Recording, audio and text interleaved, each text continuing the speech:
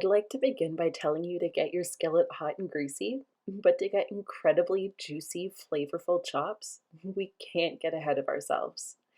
Any chef worth their salt will advise you to salt your meat in advance.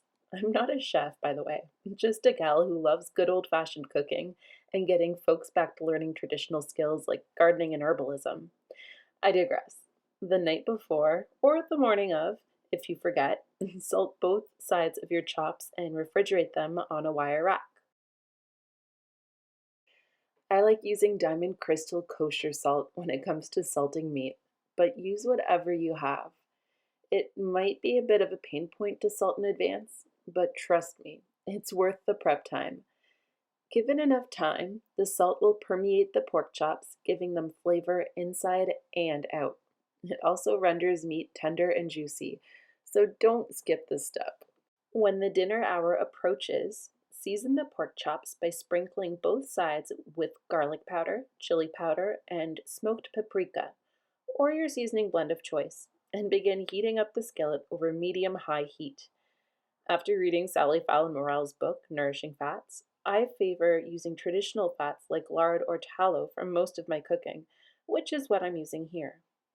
Around 1.5 tablespoons, give or take. While we're waiting for the fat to melt, I'm going to ask you to please like this video if you've been enjoying it thus far. It lets me know if I should make more content like it. When the pan is coated, add the meat, taking care not to crowd the skillet, and then let it fry for around 3 minutes before giving the chops a flip.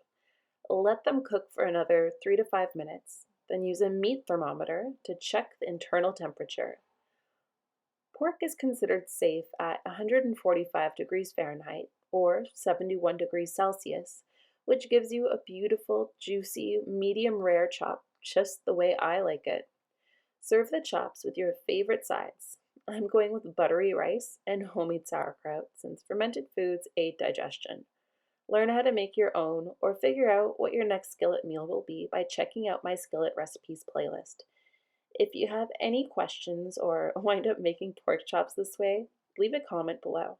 Otherwise, I'll see you in the next one. Ta ta for now.